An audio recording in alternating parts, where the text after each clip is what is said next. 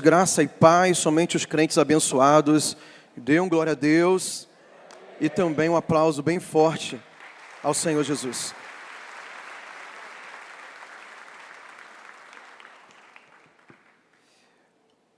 Queria que você abrisse sua Bíblia no texto do Evangelho de Lucas, capítulo 12, a partir do versículo 16 até o 21.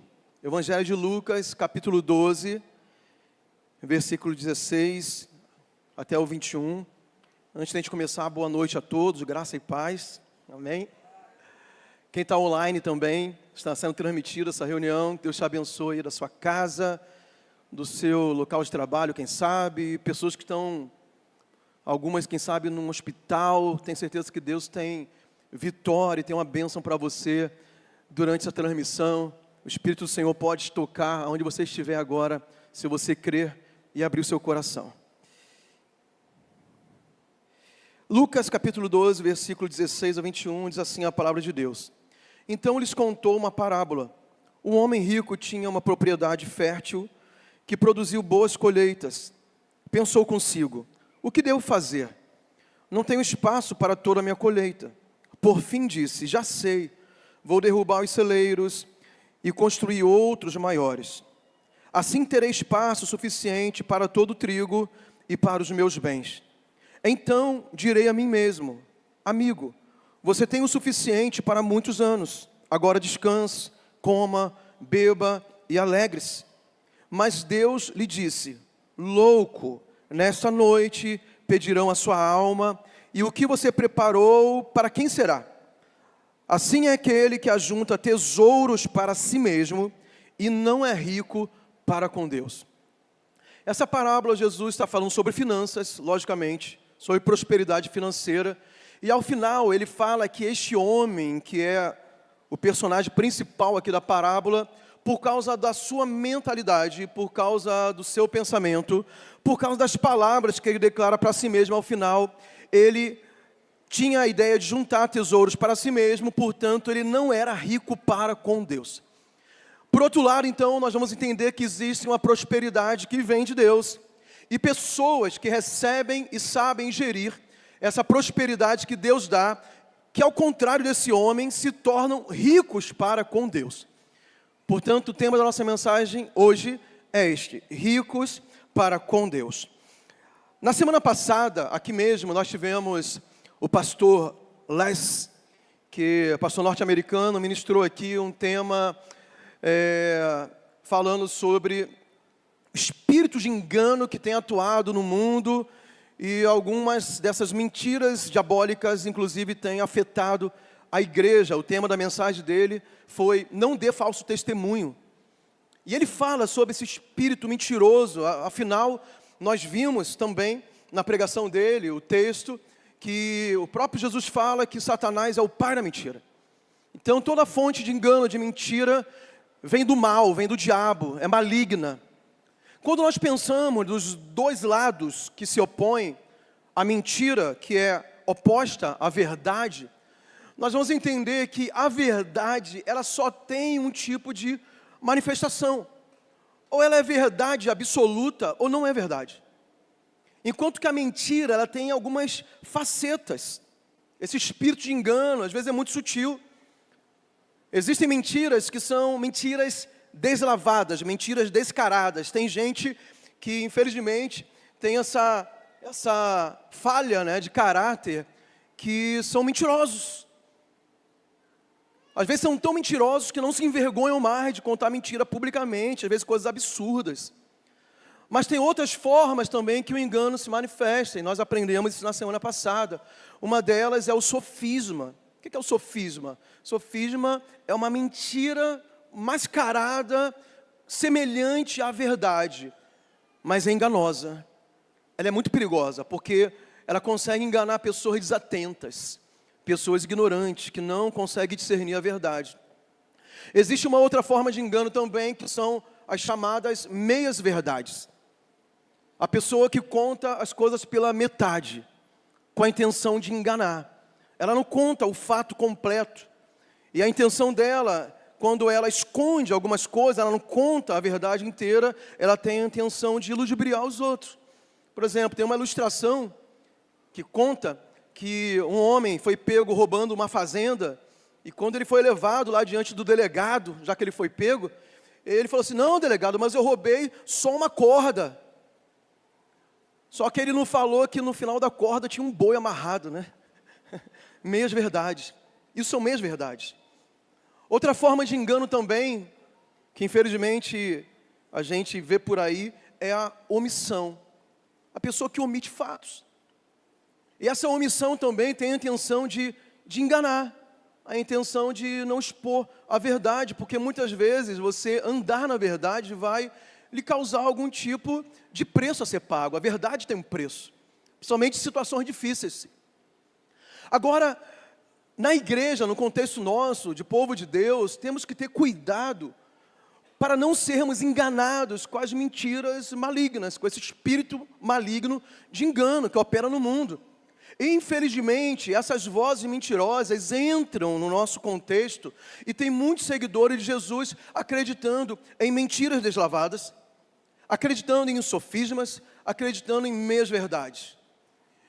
As pessoas que acreditam em mentiras deslavadas, tem gente que, sabe, que gosta de ser enganado. Porque às vezes é tão óbvio você olhar a palavra de Deus, olhar a verdade absoluta, e você contrapor aquela mentira, mas tem gente que parece que gosta disso. Uma das grandes mentiras que se fala, e tem gente no nosso meio que acredita, por exemplo, é a famosa frase assim, que crente não deve se envolver com política, ou a igreja não tem nada a ver com política, a igreja não pode se envolver com política. Isso é uma mentira, e é uma mentira deslavada, uma mentira maligna. Por quê? Porque se você olhar para a Bíblia, você vai ver vários homens e mulheres de Deus que atuaram politicamente. E foram cheios do Espírito Santo, cheios de Deus, e cumpriram um propósito dentro da política. Você vai ver, por exemplo, a rainha Esther. Quem conhece que é a história da rainha Esther? Ela era uma política a partir do momento que ela se torna rainha. O livramento que Deus dá para o povo, o seu povo, foi através da atuação política dela, é claro, debaixo de oração, de jejum, né? O seu tio, Mordecai, ou Mardoqueu, fala para ela, olha, possivelmente foi para isso que você foi colocado nessa posição, para você dar livramento para o povo. Se você não fizer, a nossa família vai perecer, o povo vai perecer, mas Deus pode levantar outro no seu lugar. Era um despertamento para ela agir na posição que Deus a tinha colocado. Então, assim, a gente não vê nenhum problema da pessoa atuar em qualquer área da sociedade, muito menos na política. A gente pode ver José, foi governador do Egito. Ele marcou a história do seu povo, sendo o governador do Egito. Então, ele foi tão usado por Deus que toda a civilização ao redor, inclusive o povo egípcio, os povos ao redor, a sua família foi sustentada num tempo de fome, porque ele foi um político sábio, um homem de Deus. Poderia falar sobre Daniel. Daniel foi tipo um chefe de gabinete dos 3 reis daquela época. Ele passou por 3 reinados diferentes. Muito sábio, era um homem cheio do Espírito de Deus, tinha o Espírito de revelação, né? Ele discernia sonhos, Deus trazia uma revelação de visões, né? Coisas que ninguém conseguiria discernir espiritualmente. Ele tinha um espírito de excelência, ele foi político. Então a pessoa acreditar que a igreja ou o povo de Deus não pode se envolver com política, você está acreditando numa mentira. A verdade é que nós temos que cuidar de não entrarmos na corrupção que pode haver na política, assim como corrupção em qualquer outro lugar. O problema não é a política. O problema sempre vai ser as escolhas que nós fazemos. Mas a outra mentira, e é o assunto que eu quero dizer nessa noite para vocês, mais mais profundamente,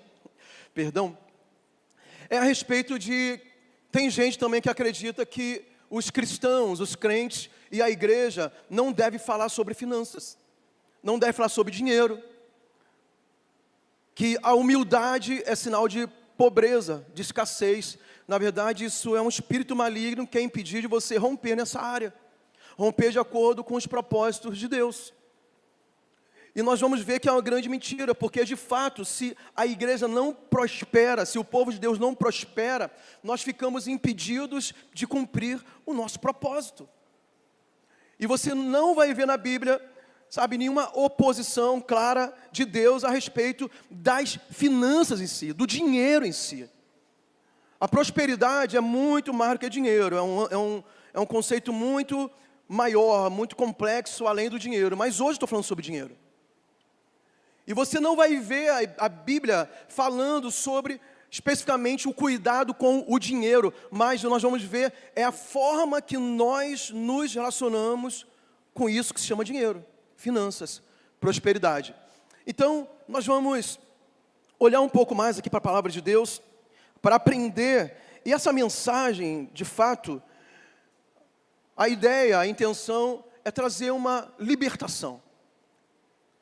Quebrar cadeias de engano que tem impedido pessoas de viverem as promessas de Deus nessa área que é tão importante na vida de cada um. Inclusive, quando nós falamos do projeto de Deus para a implantação do reino, de fato, nós precisamos ter os recursos para que isso aconteça. E o diabo sabe muito bem que se estiver enganando o povo de Deus, ele atrasa o nosso crescimento, ele atrasa o nosso avanço. Então, eu quero ensinar vocês a respeito disso. Algumas coisas que a Bíblia fala sobre prosperidade e que pode libertar você dos enganos de Satanás. A primeira coisa, Deus nunca vai te dar nada para te prejudicar. Deus nunca dá nada para destruir seus filhos. Então, quando nós pensamos sobre finanças, sobre dinheiro, entendemos que Ele é a fonte da nossa provisão, Ele nunca nos abençoaria financeiramente se for para nos destruir. Inclusive, essa afirmação justifica porque muitos crentes, muitos filhos de Deus, não têm prosperado. Porque talvez, e pode ser, que alguns de nós não somos ainda confiáveis, não nos demonstramos completamente fiéis a Deus para sermos colocados numa posição de administrarmos recursos maiores que Deus pode dar. Foi isso que Jesus também falou na parábola dos talentos. No final da parábola tem ali um ensinamento, que quando o talento é tirado daquele que só tinha um, que não foi fiel, que não administrou, que não investiu, e foi tirado e colocado para aquele que já tinha 10, parecia injusto, mas não é injusto. Porque um foi fiel no pouco e o outro foi infiel. Então, o ensinamento é, se você não é fiel no pouco, você não vai ser colocado no muito. Deus não vai desperdiçar recursos com pessoas que não sabem administrar os talentos, os recursos, as finanças que Deus tem para destruir o seu povo. Porque, inclusive, tem pessoas que, por não terem um coração alinhado com os propósitos de Deus, o dinheiro, ao invés de ser uma bênção, se torna uma maldição. E sobre isso, a Bíblia fala para nós, Deuteronômio 8:18 diz assim: lembre-se do Senhor seu Deus, pois é Ele quem lhes dá força para conquistar riquezas. É Deus que dá capacidade para cada um de nós, e tem gente que tem esse dom de uma forma muito evidente, essa capacidade de produzir riquezas, produzir capital. Tem aquele dom de empreender, de começar um negócio do zero, ou pegar algo pequeno, e ele tem o discernimento de vender, de cobrar, inclusive, não só vender, mas saber receber, de administrar, de controlar, sabe, de se relacionar nesse mundo corporativo, no comércio, no serviço, e ele tem essa capacidade de produzir riqueza. Eu conheço pessoas que têm tanta capacidade, que alguns até já faliram, já quebraram, mas tem tanto potencial que depois eles recomeçam. E rapidamente eles se levantam de novo. É uma coisa que realmente Deus colocou essa capacidade sobre essas pessoas, mas aqui diz sobre todo o povo. É Deus quem nos dá essa força, essa capacidade de conquistar riquezas. Imagina se riqueza não fosse de Deus. Deus ia te dar força para conseguir algo que Ele não quisesse te abençoar? É óbvio que não. Se Deus deu forças e capacidade para adquirirmos riquezas, é porque a riqueza é uma bênção que Deus tem para os seus filhos. Agora, existem princípios bíblicos que nos faz chegar nesse patamar maior, de administrar coisas maiores que Deus tem para nos dar. Quantos creem que Deus tem coisas melhores e maiores para nós? Diga glória a Deus. A segunda premissa sobre os princípios de prosperidade é que o dinheiro não é o problema é o amor desordenado. É o amor colocado no lugar errado. E nós conhecemos aqui o texto de 1 Timóteo 6,10, que diz: pois o amor ao dinheiro é a raiz de todos os males. Você já sabe isso. Não é o dinheiro que é o problema, o dinheiro é neutro. O dinheiro não é bom nem ruim. Quem é bom ou ruim somos nós, de acordo com aquilo que nós aplicamos no nosso coração, como nós conduzimos a nossa vida, como nós pensamos, a nossa visão de mundo, a nossa visão sobre o reino de Deus. É isso que vai determinar se o dinheiro vai ser uma bênção ou uma maldição. Então, o problema de fato não é o dinheiro. O problema é que nós temos que olhar para nós e alinhar o nosso coração para que possamos acessar as bênçãos que Deus tem para nos dar. Afinal, nós servimos um bom Pai. Nós servimos um Deus amoroso. As pessoas que não acreditam que Deus pode abençoar seus filhos com riqueza, elas têm uma percepção errada sobre Deus. Porque Deus se apresenta para nós como um pai. Além de ser o Senhor absoluto, mas Ele é um pai. E o próprio Jesus, Ele falou que se nós, sendo pais naturais, sendo homens, nós gostamos de dar boas coisas aos nossos filhos, qual é o pai que não gosta de dar um bom presente para os seus filhos? Ainda mais se ele está merecendo, se ele está obedecendo, se ele te honra. Você tem o prazer de, se você puder, dar aquele PS5 no final do ano de Natal para o teu filho, para ele se divertir, para ele brincar. É uma honra, é um prazer para o pai poder fazer isso. Imagina Deus, que nos ama muito mais do que qualquer homem pode amar um filho aqui na terra, que tem todo o poder, que tem toda a riqueza nas suas mãos, Ele pode todas as coisas, Ele certamente quer nos abençoar, mas Deus prefere às vezes deixar de te dar algo para não perder o seu coração. Porque se você não souber receber as bênçãos de Deus, o que seria uma bênção se torna um desastre na sua vida. E como pais nós também fazemos isso, não é? Nós sabemos o tempo de abençoar o filho. Às vezes o filho ali, o menino está com 16, 17 anos, o pai prosperou, ele pode até dar um carro para o filho. Mas se esse pai for sensato, ele vai falar assim: não, eu vou esperar você fazer 18 anos, poder ter a sua habilitação, sua permissão para dirigir, e depois te dou o carro. Porque se você dirigir esse carro sem habilitação, você pode prejudicar a sua vida, você pode prejudicar a vida dos outros, você não está na hora de receber isso. Mas o coração do pai é um coração abençoador, mas ele sabe o tempo. Ou de repente esse filho tem até idade, mas não tem responsabilidade. Ele é doidão, ele quer dirigir aí, fazendo pega, fazendo rally pelas ruas de Santarém. E o pai fala assim: eu não posso te dar um carro, você é até habilitado, você tem idade, mas você não tem responsabilidade. Então eu não vou colocar uma arma na sua mão.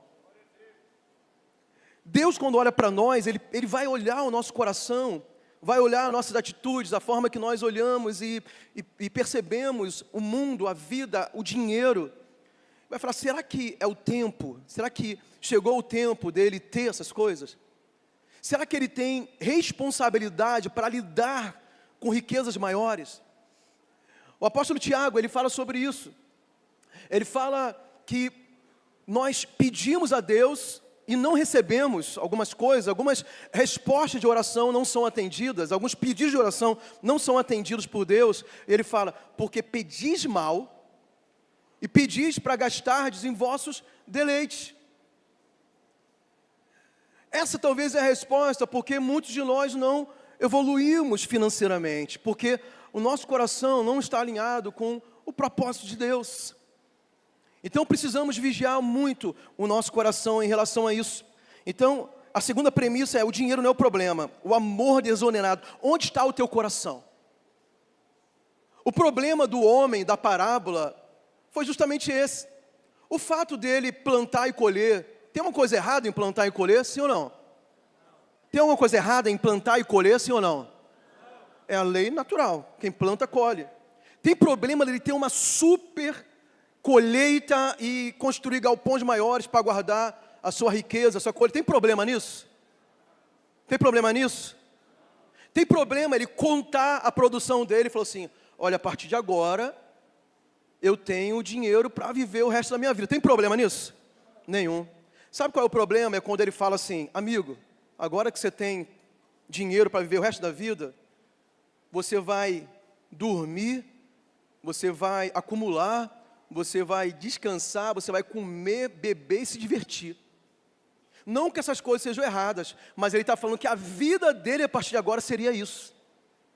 Ele fez com que o dinheiro desviasse ele de um propósito maior, porque o dinheiro sempre vai ter um propósito maior do que o nosso egoísmo, do que o nosso deleite, do que satisfazer os nossos prazeres. A prosperidade de Deus, quando Jesus ele fala para não acumularmos tesouro aqui na terra, onde o ladrão rouba, onde a traça e a ferrugem corroem, mas ele fala para nós acumularmos tesouro no céu, não é porque Deus é contra a riqueza, é porque o propósito de acumular riquezas sem um destino certo não vem de Deus. E se você não alinha então teu coração, teu propósito de ter finanças, riquezas e dinheiro com o propósito do céu, com o propósito do reino, possivelmente você não vai chegar lá. Deus vai te poupar disso. Como eu falei, Ele prefere que você não acesse do que perder você, do que perder seu coração. Afinal, Ele é um Pai maravilhoso, Ele nos ama. E eu queria, e a terceiro ponto também, é que um coração generoso, ele precisa de recursos para agir. Você nunca pode dar o que você não tem. Então, essa narrativa de pobreza e miséria no meio do povo de Deus é um engano descarado do diabo. Porque se nós somos o povo de Deus, chamados para abençoar a nossa cidade, para atender o órfão e a viúva, para ajudar o necessitado, como é que você vai ajudar se você não tem? Como você foi chamado para ajudar se você precisa de ajuda? E eu não estou dizendo de um momento da sua vida, porque em algum momento pode ser que nós precisemos ser ajudados. Mas não é uma constante na vida do filho de Deus, do crente. Pelo contrário, Deus quer te prosperar. Para quê? Para que nós possamos abençoar as pessoas, abençoar as famílias, abençoar o pobre, abençoar a viúva, abençoar o órfão, abençoar os necessitados. Nós temos que ser um canal de bênçãos. Então, não adianta nada você ter um coração generoso se você não tem como praticar generosidade.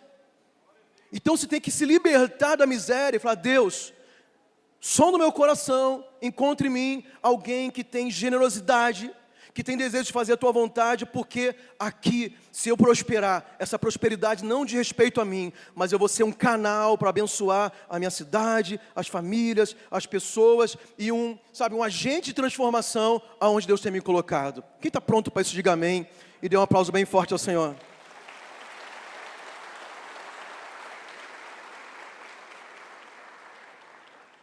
Eu quero mostrar algo para vocês a partir de agora, que pode mudar completamente o modo que você enxerga as bênçãos de Deus sobre a sua vida. E são fatos reais. Essa tabela que está aqui, pode colocar por favor. Ela é a classificação global de renda pelo Banco Mundial. Então eles fizeram essa classificação para determinar níveis de pobreza e de riqueza no mundo. Não se trata somente de Santarém, nem só do Pará ou só do Brasil. É um levantamento global de pobreza e riqueza no mundo. Então, quando nós entendemos essa tabela, eu começo a enxergar o quanto Deus tem nos abençoado. O quanto nós somos prósperos. Na verdade, a maioria de nós aqui somos ricos, são ricos. Globalmente. Vamos fazer uma leitura aqui? Então, existe a primeira faixa que é de pobreza extrema. A classificação de pessoas que estão nessa faixa de extrema pobreza são aquelas que recebem, e eu falo de famílias, né? Recebem a média ou menos de $2,15 por dia, 15 centavos por dia. Transformando para real, eu fiz a cotação na média de R$6 para arredondar, Esse ano o dólar já passou dos 6, já baixou dos 6. Então, 6 seria um número que a gente pode calcular, que não é fora da realidade. Seria pessoas que recebem menos ou até R$ 390 por mês. Essas pessoas estão na faixa da extrema pobreza. Eu espero que não tenha ninguém aqui no nosso meio que esteja nessa faixa. Eu não estou falando só que porque você está desempregado. Quem está desempregado às vezes recebe 0, né? Já recebeu o seguro, está procurando. Estou falando da tua casa, a renda familiar. Espero que não tenha ninguém aqui. Se tiver, a gente quer te ajudar. Nós temos uma fundação, nós temos cestas básicas, nós temos ajuda com remédio, nós temos um projeto de assistência social. Que se você estiver nessa faixa, você pode ser ajudado por esta igreja aqui. Eu espero que ninguém esteja. Mas tem uma segunda faixa, que são os vulneráveis. São pessoas que recebem de $2,15 até $6,85 por dia, que trazendo para o real e por mês, dá uma faixa, uma média de 390 até R$ 1.230 por mês. Esses são vulneráveis e também são considerados pobres nesse contexto mundial. A terceira faixa é a classe média global. A classe média global são pessoas que na família recebem de $10 a $50 por dia, que vai dar ali de R$ 1.800 a R$ 9.000 por mês. Então, se numa casa, por exemplo, tem 2 pessoas que ganham o salário mínimo, ela já está bem no meio dessa faixa aqui, ó. Ela não é pobre mais, pelo Banco Mundial. Pastor, você está dizendo que é fácil viver com um salário mínimo, salário meio? Não é. Não é fácil. No Brasil não é fácil. Mas depois eu vou mostrar uma ótica para você que vai te dar uma nova forma de enxergar a bênção que nós temos vivido aqui em Santarém e no Brasil, inclusive. Por mais que o nosso país seja um país que passa por dificuldades atualmente. Mas tem ali alta renda global, essa elite da população mundial. Uma elite da população mundial, que é alta renda, são pessoas que recebem a partir de $50 por dia, que no final do mês vai dar R$ 9.000. Eu creio que muitos de nós aqui, se juntarmos a nossa renda familiar, a gente bate ou supera R$ 9.000 por mês. Significa que se a tua família, juntando o teu trabalho, o do pai, o da mãe, o filho que já está trabalhando, você está ali chegando a R$ 9.000 por mês, juntando a família, a tua família faz parte da elite financeira global. Aquela visão que está faltando as coisas, que você está passando necessidade, se você comparar com a maioria da população mundial, nós somos ricos. E existe outra faixa que representa 1% da população mundial, que são os milionários ou os ultra ricos, que recebe aí essa faixa, consegue render por mês R$ 6 milhões. E aqui em Santarém tem um monte desses. Aqui na nossa igreja tem irmãos que estão nesse nível, e glória a Deus pelas suas vidas. Eu quero chegar lá, espero que você chegue também. Não tem problema nenhum com isso.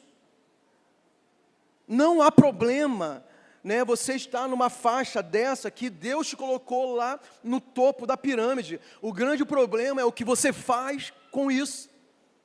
O problema é como está a sua mentalidade, o seu coração, independente da faixa que você estiver, principalmente se você estiver daqui para baixo. Sabe por quê, irmãos? Existe uma grande população no mundo de milhões de pessoas que estão naquela faixa de extrema pobreza. Essas pessoas que estão na extrema pobreza, sabe o que falta para elas? Água limpa para beber. Sabe o que falta para elas? Moradia com um mínimo de humanidade. Falta para elas, pelo menos, 2 alimentações por dia. Então, quando nós, mesmo que estejamos aqui, perto da vulnerabilidade, aqui no Brasil, ou aqui na parte de baixo aqui da classe média global, recebendo um salário mínimo, um salário e meio, e a gente está murmurando, está reclamando, e eu sei que é difícil, não estou minimizando a dificuldade de receber um salário mínimo no Brasil, mas se nós colocarmos a ótica, ou óculos, para olhar a situação de milhões e milhões de pessoas do mundo. Sabe como essas pessoas nos enxergam? Como ricos. Porque só o fato, como eu falei, de ter água potável para beber, para algumas pessoas é sinal de riqueza. Eu ouvi uma reportagem um dia desse, claro, é um fato real, jornalismo. Então, houve uma Copa do Mundo de adolescentes, seleções de vários países vieram para o Brasil, de meninos carentes dos seus países, todos os países, e vieram competir aqui no Brasil. E, se eu não me engano, foi naquela região de comunidades, favelas do Rio de Janeiro. E trouxeram meninos de um local muito pobre da África, muito pobres da África. E eles vieram participar dessa competição aqui no Brasil, no Rio de Janeiro. Então, antes da competição ou depois, levaram eles para conhecer a cidade. E levaram eles, então, para ver a parte mais pobre do Rio de Janeiro, ali, as comunidades carentes, as favelas. E, de fato, lá não tem nenhuma estrutura, não tem presença do Estado, a violência impera, não tem saneamento básico, aquela água de esgoto desce pela escadaria que sobe para o morro, onde as pessoas transitam. As casas são improvisadas, uma amontoada na outra, aquela fiação, né, uma em cima da outra, aqueles fios, tudo que pode em qualquer momento pegar fogo, porque é tudo improvisado. Para nós, realmente, é muito triste saber que brasileiros ainda vivam em situações como essa. Mas levar os meninos da África, desse país muito pobre, para ver a favela. Mas logo depois que eles estiveram lá, falaram assim, agora você está conhecendo a parte mais pobre do Rio de Janeiro. E agora nós vamos levar vocês para conhecer a parte rica. Então você vai ver lá a orla do Rio de Janeiro, a Zona Sul, Leblon, Jardim Botânico, Lagoa, onde é o metro quadrado mais caro do Rio de Janeiro e talvez um dos mais caros do Brasil. Aí quando falaram que eles iam sair para o lugar mais rico, e eles estavam ainda na favela, ele falou assim, mas existem pessoas mais ricas que essas aqui? Porque eles eram tão miseráveis, tão pobres, que só pelo fato deles saberem que tinha água na torneira, era riqueza. Só de saber que tinha 3 alimentações por dia, mesmo que faltasse uma proteína legal, é riqueza para eles. Mesmo que, sabe, eles viam que pelo menos tinha um teto ali para se abrigar, tinha uma casa, às vezes de madeira ou só de tijolos, nem rebocada era, mas para eles era sinal de riqueza. Eles ficaram surpresos de saber que havia pessoas mais ricas ainda que eles iam conhecer. Só que são os mais pobres para nós. Por quê? Porque nós olhamos e nos comparamos sempre com as pessoas mais ricas. Por que você tem crise a respeito que você acha que falta dinheiro para você viver bem? É porque os nossos desejos são sempre comparados com esse 1% da população mundial. É porque lá no feed do teu Instagram, tá os caras andando de Lamborghini, de Ferrari. E o teu carro é um carro popular, mas só de você ter um carro você é muito rico. Diante de pessoas que tem que ir lá na África, você já viu isso, né? As pessoas andam quilômetros a pé para chegar em algum outro lugar. Ter carro para eles, seja o carro usado, o carro já mais velhinho, mais surradinho, para eles seria talvez o sonho inalcançável da vida deles. E às vezes nós estamos reclamando por causa do carro que temos, por causa da roupa que vestimos, não é aquela roupa que a gente queria, por causa da viagem que a gente deixou de fazer, porque a gente vai só acumulando desejos atrás de desejos e se torna uma busca infindável por coisas que nós queremos adquirir. Mas quando nós colocamos o outro óculos de olhar a realidade do mundo, nós percebemos que a maioria das pessoas estão passando muito mais necessidade que nós atualmente. Quem está entendendo, diga amém. Então, nós precisamos mudar a nossa mentalidade. Quando nós entendemos de fato que somos abençoados por Deus, porque comemos, porque vestimos, porque moramos, porque estudamos, porque temos acesso a tantas coisas hoje, por mais que pareçam simples, mas não são simples, a nossa atitude em relação ao Senhor muda, porque passamos a ser mais agradecidos a Deus. Nós paramos de reclamar da vida. Nós paramos de amaldiçoar o dinheiro que recebemos. Nós paramos de nos comparar com pessoas que já caminharam mais e alcançaram outros níveis financeiros, não importa. Eu tenho que olhar que Deus tem me abençoado. Lá em Mateus capítulo 6, Jesus começa esse capítulo falando: não andeis ansiosos para aquilo que é a vez de comer, beber e vestir. Vocês podem olhar, as aves do céu não trabalham, mas Deus cuida delas. Olha o campo, a erva do campo. Eles não produzem roupas para si, mas nenhuma delas se vestiu tão bem, nem Salomão se vestiu tão bem como elas. Aí lá no versículo 33, Mateus 6, 33, aí há aquele texto tão poderoso: mas buscar em primeiro lugar o reino de Deus e a sua justiça, e estas coisas serão acrescentadas. Que coisas são essas? Comer, beber, vestir, morar. O problema é que a gente acha que Deus vai estar nos abençoando só quando eu alcanço o meu carro importado. E se você alcançar, glória a Deus. Mas Deus não deixou te abençoar quando você está rodando de bike, de moto. Você já era abençoado. Você só progrediu. E tomara que tenha sido debaixo da bênção do Senhor. Às vezes você quer, sabe, você não conseguiu ainda fazer aquela viagem para as Ilhas Maldivas, para o mar Mediterrâneo, lá na Grécia. Aí você fica olhando no Instagram, aquele influencer que está lá, na beira da praia, aquele mar azul, na Grécia. Fala: meu Deus, quando é que eu vou ser abençoado? Quem disse que você não é abençoado, irmão? Eles querem vir aqui para o Rio Tapajós, aqui, para o Caribe da Amazônia, irmão. Está aqui à nossa disposição. Amém ou não amém? Sai de casa, 20 minutos você está ali. Só romper ali o Juá, chega no final lá, tem uma praia para você ser abençoado lá. Sem falar das outras praias maravilhosas que tem em nossa cidade. Mas tem pessoas que ficam se achando oprimidas e reclamando e não reconhecem. Quando se abre a torneira da sua casa, você tem que louvar a Deus. Você tem um poço artesiano. Uma pessoa dessa lá no interior da África, tudo que eles queriam é ter um poço furado no seu quintal. Quem está entendendo? Esses dias eu percebi como eu preciso, sabe, esmurrar o meu corpo ainda. 2 dias atrás, na madrugada, faltou uma fase de energia lá em casa. Aí, meia-noite, desligou tudo no nosso quarto. Desligou a central de ar. Falei: meu Deus, como é que a gente vai dormir agora? Aí desci para a sala, tinha uma fase. Aí ligamos o ventilador. Aí deitamos no sofá, mas eu não consegui dormir.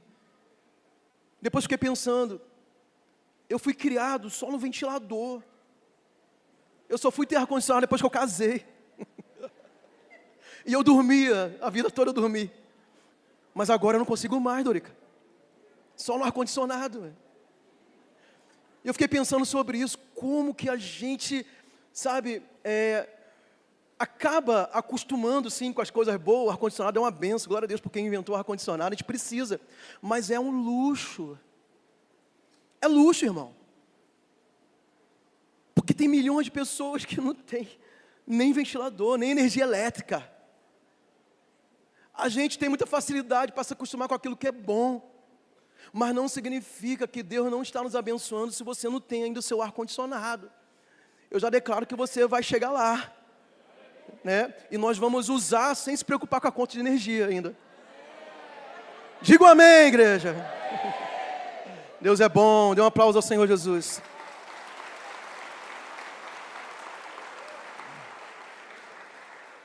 E quais são as atitudes de quem alcança essa prosperidade que vem de Deus? A primeira atitude: você reconhece que você não é dono, você é mordomo. Diga: eu não sou dono, eu sou mordomo das riquezas de Deus. Nós somos administradores daquilo que pertence a Deus. Ageu capítulo 2, versículo 5 diz, versículo 8 diz: minha é a prata e meu é o ouro, diz o Senhor. É uma declaração simples, uma frase curta, mas que resume tudo. Toda a riqueza que há na terra pertence ao Senhor. Mas pastor, o dinheiro está na minha conta, é meu CPF, não é meu. Se você é um servo de Deus, se você é um seguidor de Jesus, a Bíblia fala que não é teu, é de Deus. Mas Ele te deu para administrar. As pessoas às vezes confundem o conceito do dízimo e elas pensam assim: 10% pertence ao Senhor. Não, está errado. 100% pertence ao Senhor, mas Ele pede 10%. Os outros 90% também pertencem a Ele, mas Ele deixa você administrar.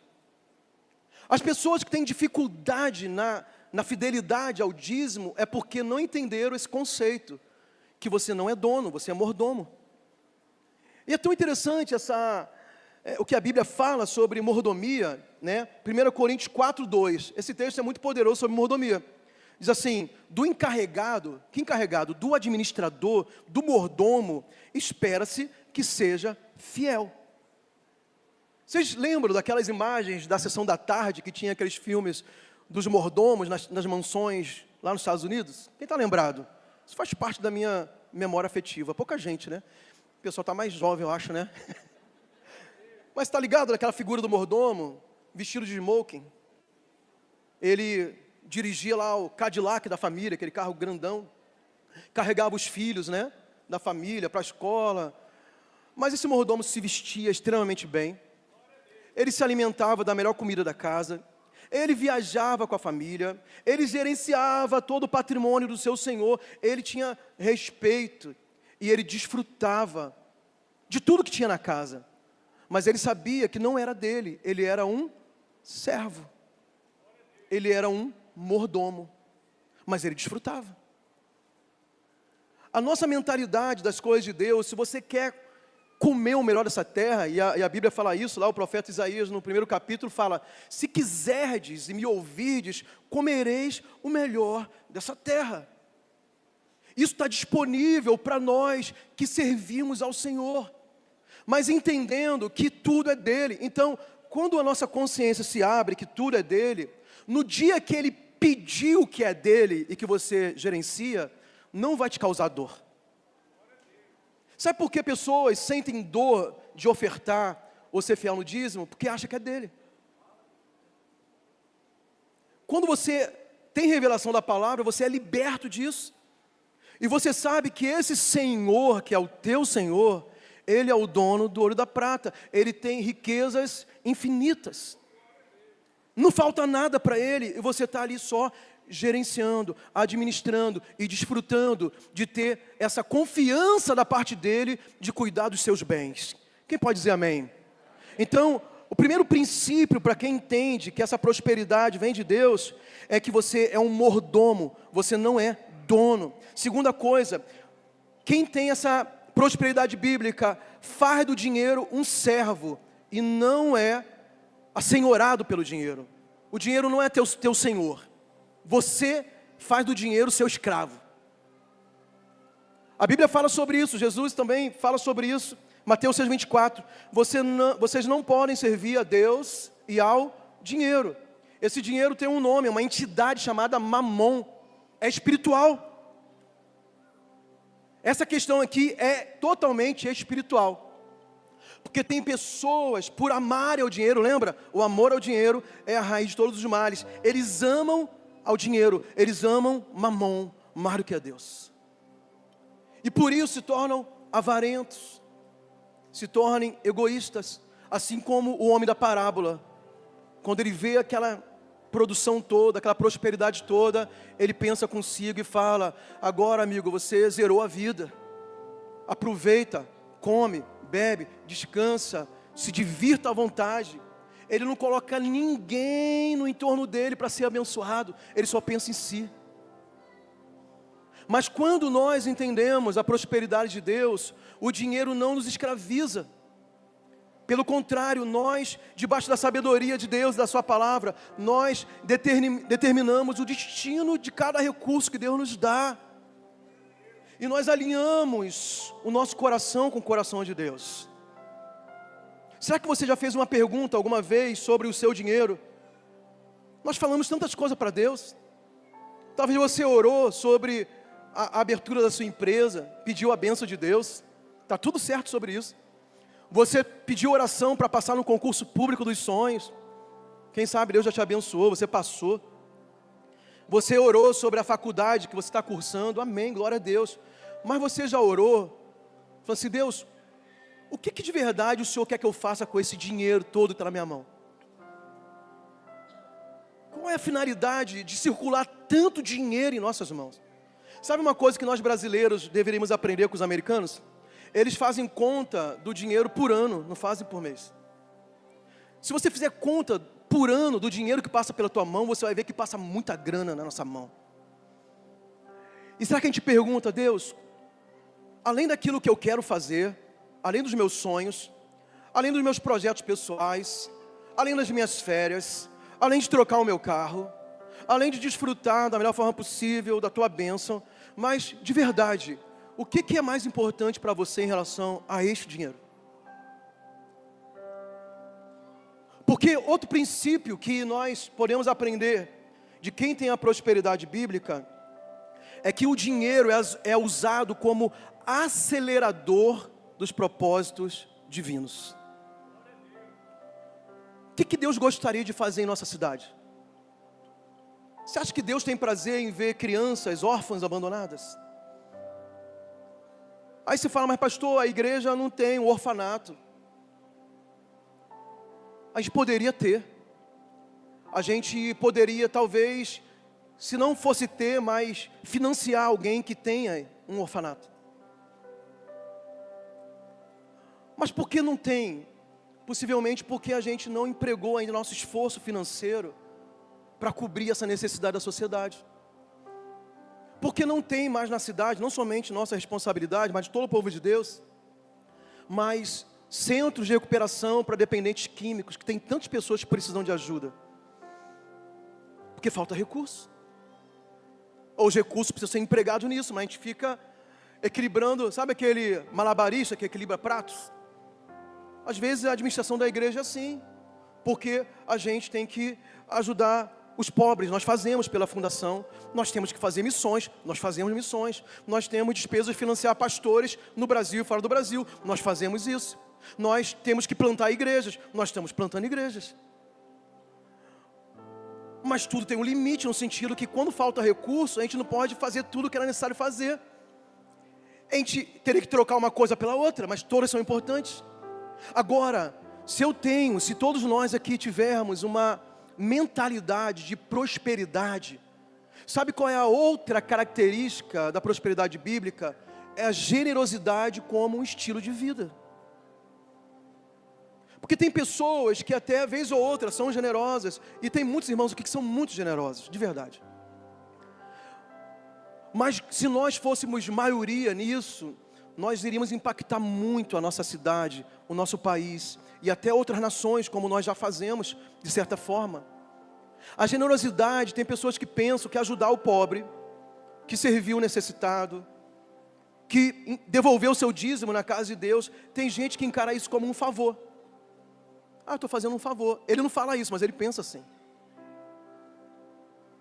Mas quando nós entendemos que a generosidade é um estilo de vida de quem entende que a sua provisão vem do Senhor, nós vamos crescer em generosidade. Na igreja aqui a gente ensina sobre oração. A gente fala, amados, dedique mais tempo em oração. Cresça em oração. Cresça na intensidade da adoração. Cresça na prática do jejum. Cresça no estudo da palavra. Mas também nós temos que crescer na generosidade. Resolver coisas que talvez você tinha dúvida até hoje. Teve gente que veio para cá com dúvidas se era para ser dizimista ou não. Porque a tua mente estava presa a enganos malignos. Porque de certa forma você estava presa e apegada àquele dinheiro, mesmo que seja 10%. Tem pessoas que têm tanta desconfiança, sabe? Mas na verdade não é desconfiança. Ele tem pena de investir naquilo que é direcionado ao reino de Deus. Aí ele começa a dar desculpas. Ah, porque o pastor lá não sei de onde, ele fez errado. Tem gente fazendo coisas erradas em todo lugar, infelizmente. Não concordamos, não queremos cair nesse erro. Que o Senhor tenha misericórdia de nós. Mas isso não é motivo para você deixar de ser fiel a Deus. Ser generoso. Nós temos uma fundação que tem mais de 15 projetos funcionando. Entrega de cesta básica, distribuição de filtros para as comunidades ribeirinhas. Nós temos profissionalização, nós temos atendimento médico, nós temos psicologia, nós temos diversos projetos. A gente pode crescer em generosidade de várias formas. E amados, você já entendeu que você tem capacidade de viver esse nível. Você não é um pobre coitado, pelo contrário, nós estamos nas faixas de prosperidade do mundo. Nós estamos vivendo debaixo da bênção de Deus. Não nos falta comida, não nos falta moradia, não nos falta, a água para a gente beber, não nos falta roupas para vestir. Tem coisas até que nós temos em excesso. Vamos transformar isso em generosidade. Vamos pedir a Deus um coração que entenda que nós estamos prontos para ser aprovados enquanto no pouco, para que Ele possa liberar o muito sobre a minha vida e sobre a sua vida, em nome de Jesus. Quem pode dizer amém? Você pode ficar aí de pé por um tempo, em nome de Jesus. Eu quero, nesse momento, fazer uma declaração profética. Uma declaração profética contigo, nessa noite. Quantos estão prontos? Diga amém. Amém? Nós vamos fazer um ensaio tem que ser bacana, e a segunda vez vai ser para valer. Eu vou ler aqui as frases e você vai repetir logo após a mim. Tá bom? Vamos ensaiar. Diga assim: Deus me abençoou com mais do que preciso. Eu sou rico. Não confiarei nas riquezas, mas naquele que provê ricamente.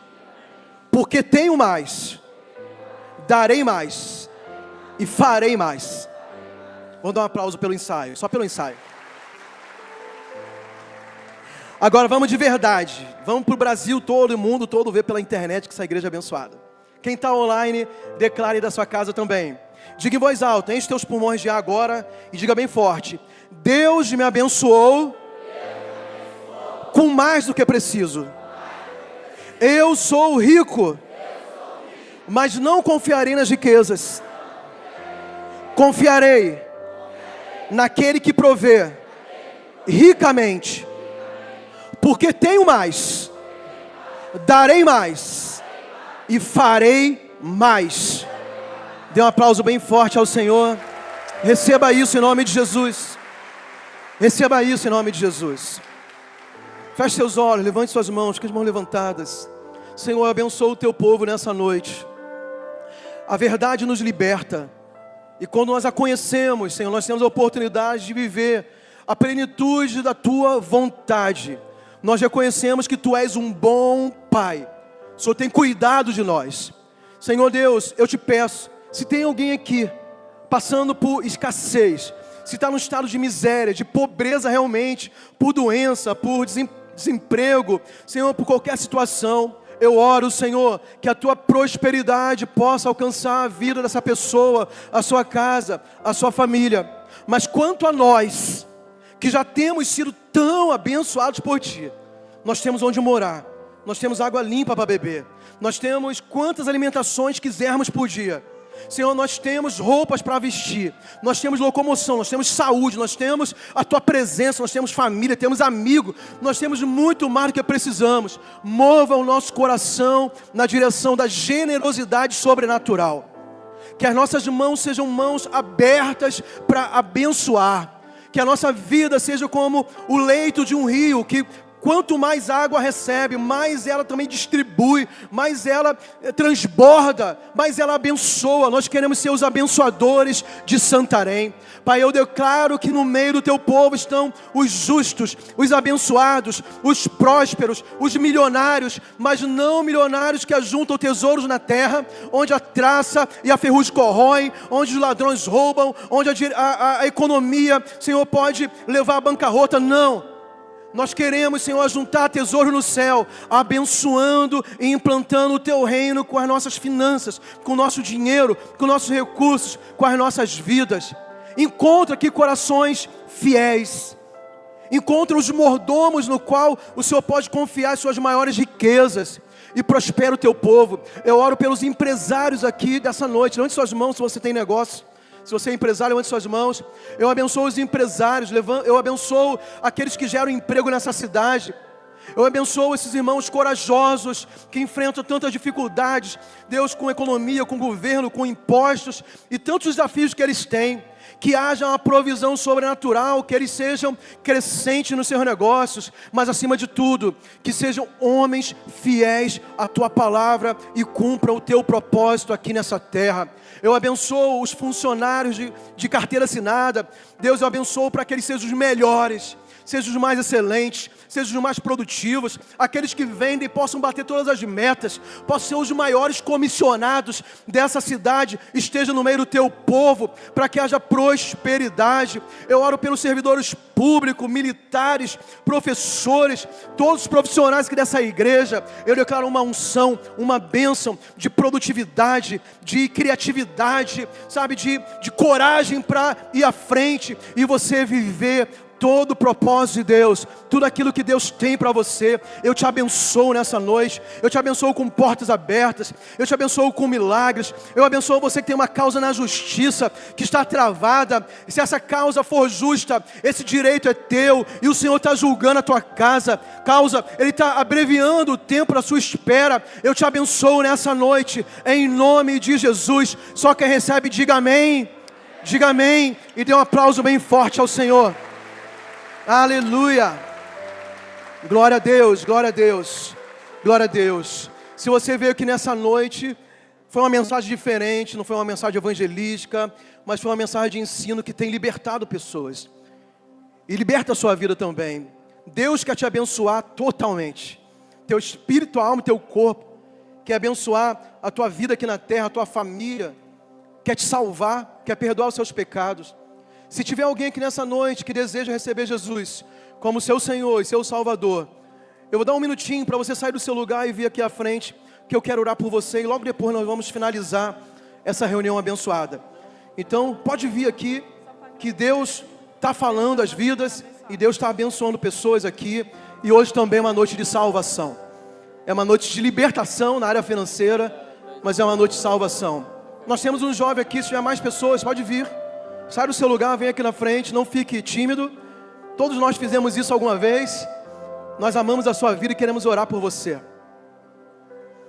Glória a Deus. Dê um aplauso bem forte, igreja, para esses jovens que estão aqui. Quem mais?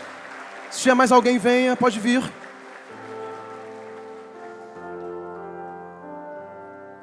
Aleluia.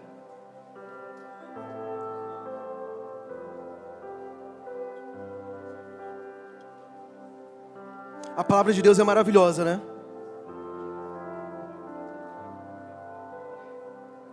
Aleluia. Tem mais alguém? Eu posso te esperar mais alguns segundos. Faça um sinalzinho com a tua mão que eu vou te esperar. Tem mais alguém que está falando, que Deus está falando no seu coração? Alguém pode te ajudar a vir aqui na frente? Não fique constrangido por nada. Essa decisão é muito importante para você. Amém? Eu quero dar as boas-vindas para vocês. Eu quero fazer uma oração juntamente com vocês. Eu queria que vocês repetissem a oração comigo, tá bom? Vocês estão me ouvindo? Amém? Então repita essa oração. Diga: Senhor Jesus, eu te recebo como meu Salvador e como dono absoluto da minha vida. Perdoa os meus pecados, quebra todas as maldições que me afastou de Ti, que trouxe sofrimento na minha vida. Agora eu entendo que Tu és um bom Pai, que Tu me amas, e como um filho, eu volto para o Senhor. Eu recebo o Teu amor, eu recebo o Teu perdão, eu recebo salvação, eu recebo as Tuas bênçãos. Eu estou aberto para viver uma nova vida com o Senhor reinando sobre mim. Muito obrigado por essa noite, pela Tua palavra e pela Tua presença em mim. Em nome de Jesus. Amém? Glória a Deus. Olha para mim aqui. Eu quero falar 3 coisas para vocês. A primeira, que vocês fizeram a maior decisão e a melhor decisão das suas vidas, assim como a maioria de nós já fez também um dia. Agora Jesus é o Senhor da vida de vocês. Ele quer abençoar a vida de vocês por inteiro. E a maior bênção é o perdão de pecados e a salvação eterna. E as outras coisas Ele vai acrescentando. nós falamos sobre finanças. Isso é uma parte também que Deus quer abençoar. Mas não se compara com a paz, com a alegria e com a certeza da salvação. E a partir de agora vocês estão debaixo de uma bênção de Deus. Amém?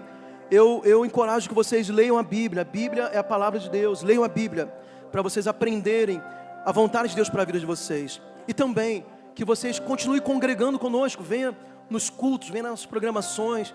Se vocês já foram em uma célula, continue na célula. Aquela reunião nos lares. Se alguém convidou vocês, essa pessoa vai ajudar vocês a caminharem. Mas fiquem determinados a vencerem as lutas e vencerem a qualquer coisa que quer impedir de vocês agora caminharem com Jesus. Porque não existe nada melhor do que essa vida com Jesus. E agora vocês fazem parte da família de Deus. Vocês podem virar para trás para receber um carinho, um abraço da família de Deus? Sejam bem-vindos. Amém? Vem cá, fica aqui, traz ele aqui, vem cá, não vai embora não.